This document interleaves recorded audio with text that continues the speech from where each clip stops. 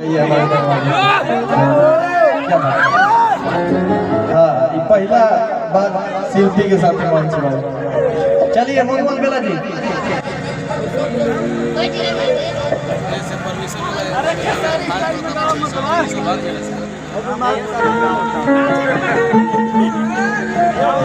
सबसे पहले सबको प्रणाम है। यहाँ पे जितने भी उपस्थित हमारे आदरणीय बड़े भाई मीडिया कर्मी हैं, इस मंच में उपस्थित जितने भी हमारे आदरणीय गार्जीवन बड़े भैया छोटे भैया सबको प्यार भरा नमस्कार। हमारे आदरणीय बड़े भैया भैया पांडे भैया उनको दिल से प्रणाम है। हमारे वंडर वर्ल्ड भोजपुरी के मालिक अजय भाई को दिल से स्वागत अभिनंदन है। हमारे बहुत ही अच्छे गीतकार शुभदयाल सोहरा जी, उनका स्वागत अभिनंदन है। विजय चौहान हमारे बड़े भैया, उनका भी।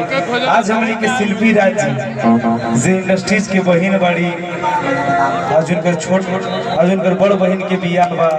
सब कलाकार उपस्थित बानी। हम चाह के एगो जोरदार ताली बजा कर लोग स्वागत कर जाए।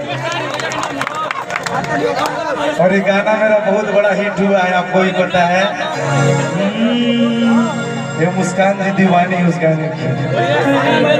और ये वीडियो बनाई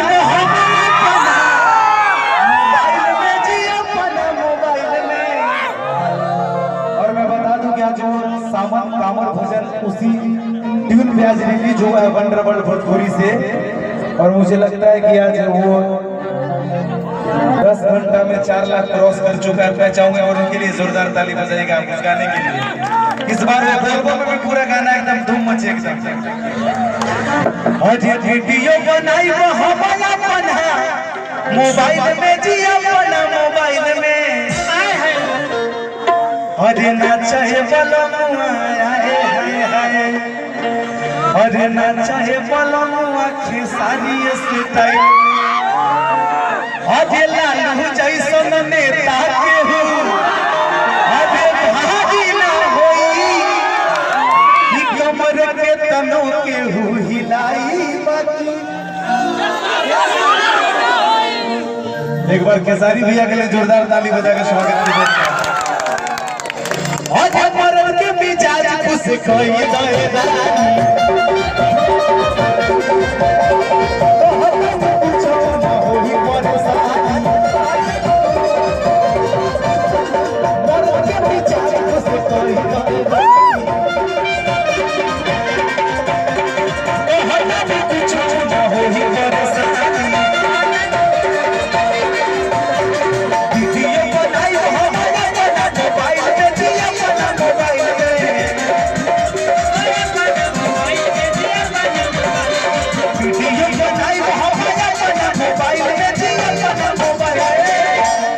भगीरथ बाबा हरे ना चाहे बलनुआ